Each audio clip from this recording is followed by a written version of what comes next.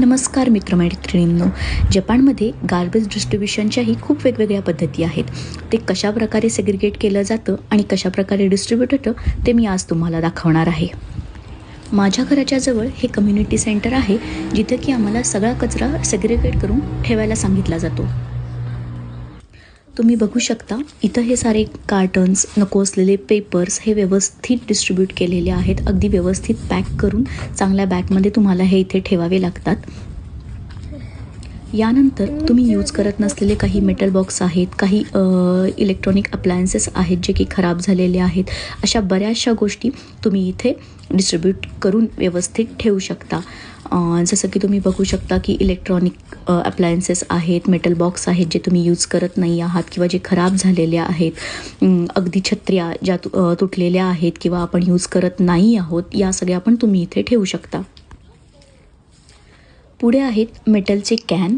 मेटलचे कॅनसुद्धा तुम्हाला अशा वेगवेगळ्या प्लास्टिकमध्ये भरून व्यवस्थित इथे ठेवावे लागतात.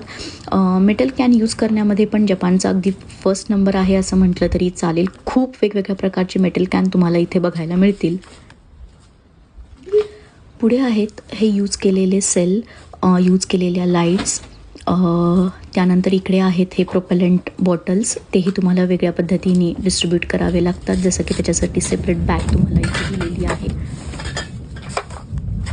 ग्लास बॉटलसाठी पण वेगवेगळ्या टाईपचे इथे बॉक्सेस ठेवलेले असतात, जसा की हा white box specially transparent glass बॉटलसाठी आहे. तर इथे सगळ्यांनी त्याच्यामध्ये ट्रान्सपरंट ग्लास बॉटल्स ऑलरेडी ठेवलेल्या आहेत.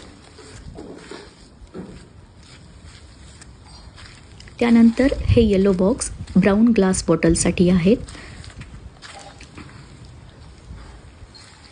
पुढे आहेत हे ब्ल्यू बॉक्सेस, हे ग्रीन बॉटलसाठी आहेत. याच्यामध्ये तुम्ही ग्रीन बॉटल्स पाहू शकता.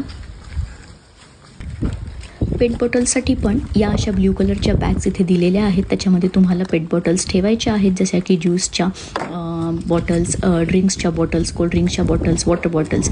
याही सगळ्या तुम्हाला स्वच्छ धुवून त्याच्यावरचं रॅपर काढून तुम्हाला याच्यामध्ये ठेवाव्या लागतात. कॅप्स तुम्हाला वेगळ्या कराव्या लागतात त्याच्यापासून.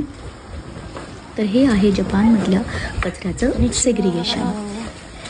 जर हा व्हिडिओ तुम्हाला आवडला असेल तर लाईक करा, शेअर करा, कमेंट करा आणि मला फॉलो करायला अजिबात विसरू नका.